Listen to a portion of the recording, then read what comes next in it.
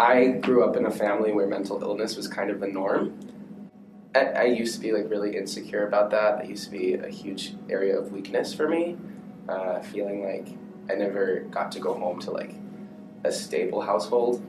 I think over time I realized how much of a benefit it actually can be. I see a lot of myself in my mother, in my uncles who struggle with mental illness.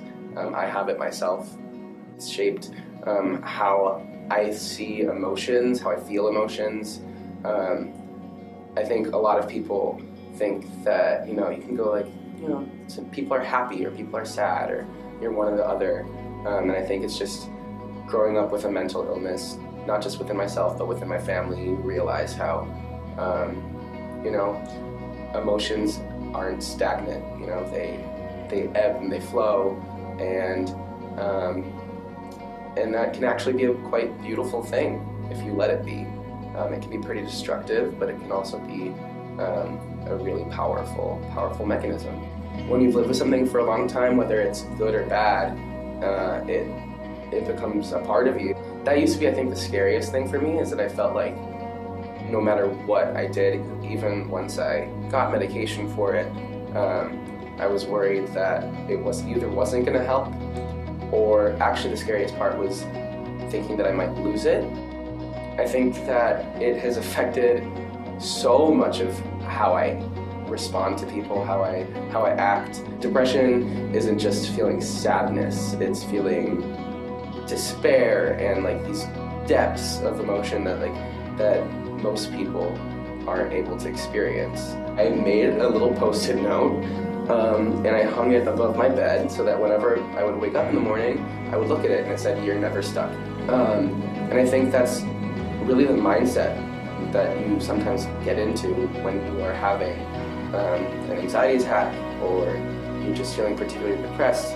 It just feels like you're stuck and it feels like you can't get out of it. But when you're able to learn how to grow from that, when you're able to get out of your depression, or learn how to, or for my anxiety, whether it's learning how to get myself out of an anxiety attack, that has made me even stronger.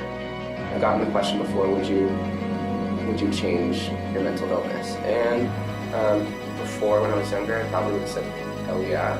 And now I probably would say hell no.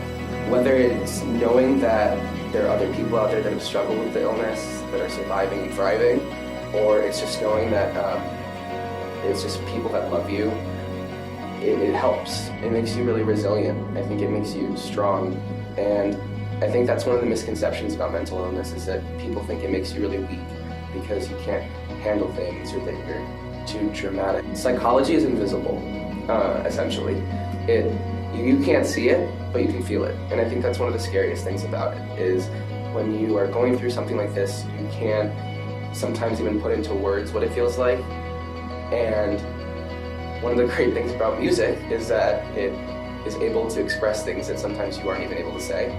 And I think Next to Normal, one of the most beautiful things about it, besides the music and the story itself, is just the way that it expresses mental illness. The unfortunate truth about mental illness is that things don't always fall out the way that you want them to. Things sometimes work out in really, really messy ways.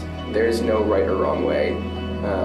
It all depends on the person, and I think that's what the show's going to teach people, is that mental illness it's dependent on the person.